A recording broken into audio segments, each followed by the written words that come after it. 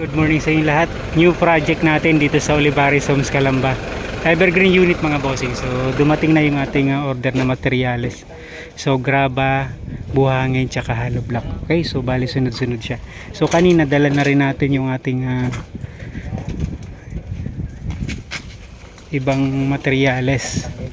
So semento, ito naman yung dala natin. Semento, tsaka bakal. Okay. So ito yung pang gate natin, angle bar, sinama na rin natin. Semento. Okay, 40 bags. So ito yung ating new project dito sa Olivares Homes. Okay, new project natin to. Evergreen unit din. So nilabas muna natin si Fortuna the Port para makapasok yung delivery natin. So diyan na natin ipapababa yung graba, buhangin, tapos yung hollow block doon na lang sa likod. Okay, so project natin dito mga boss, fencing project. Okay, so nakapag pundasyon na tayo, nakapag wall footing na tayo dito mga bossing, pati yung mga poste na ilagay na rin natin. Okay, so kahapon nagawa na rin natin yung additional poste dun sa may bandang left side. Okay, yan. So bali kaya na rin. So hollow block dito na lang natin ipapalagay.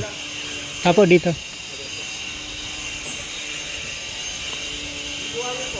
Doon na lang din sir, kung doon na lang sir sa ano. Opo. Sa may katabi ng graba, kung po pwede.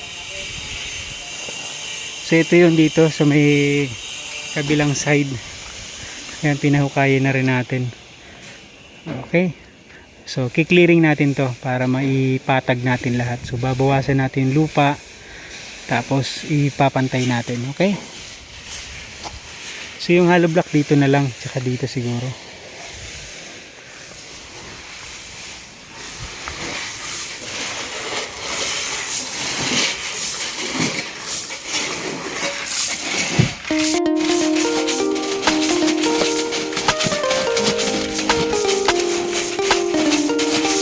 So yun, dumating na yung ating order na ibang materyales. Okay, hollow block, buhangin, graba, semento, tsaka bakal.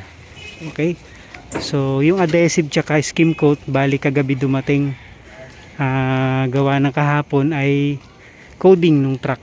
Okay, so nandun sa loob ng unit natin binaba.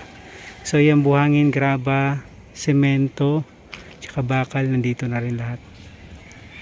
So ngayon ibababa yung 350.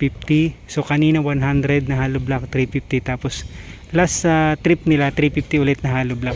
So doon natin ipalagay sa likuran. Okay, so yung graba, buhangin dito na natin pinalagay sa garahe.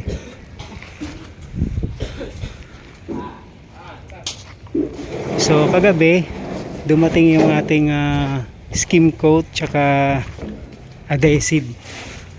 So dito na natin pinalagay sa loob. Ayan. Okay, pako, alambre, nandito na rin.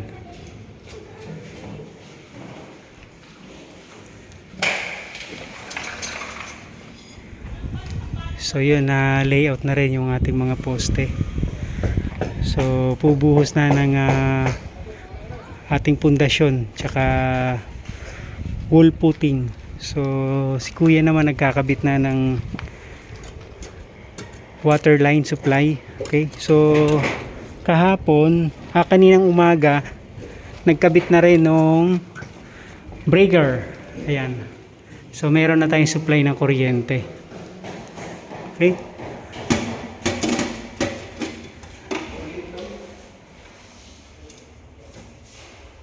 so yun, meron ng kuryente. So kaso hindi pa natin matest gawa na wala pang ilaw. Click lang po yan.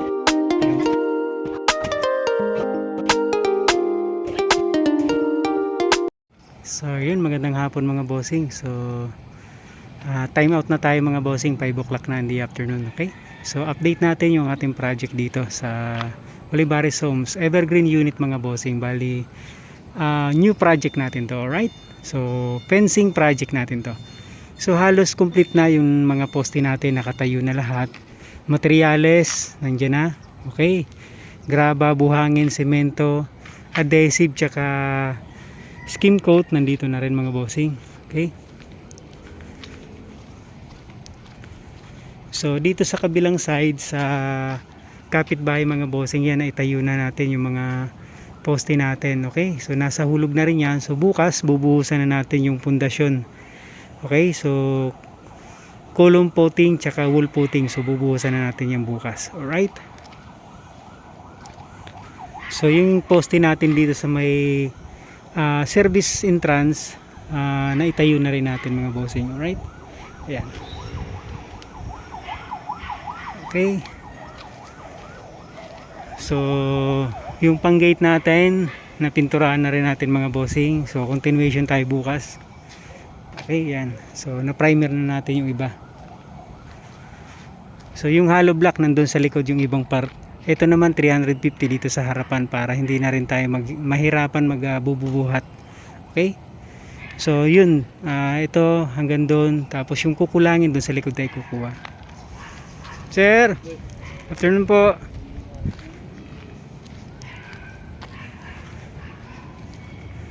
Yan, so bukas bakbakan na to.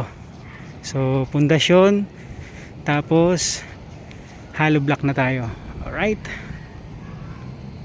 so yun lamang po muna mga boss ang ating project update, new project Olivares Homes Calamba fencing project mga boss. Maraming salamat mga boss, ingat pong lahat, God bless.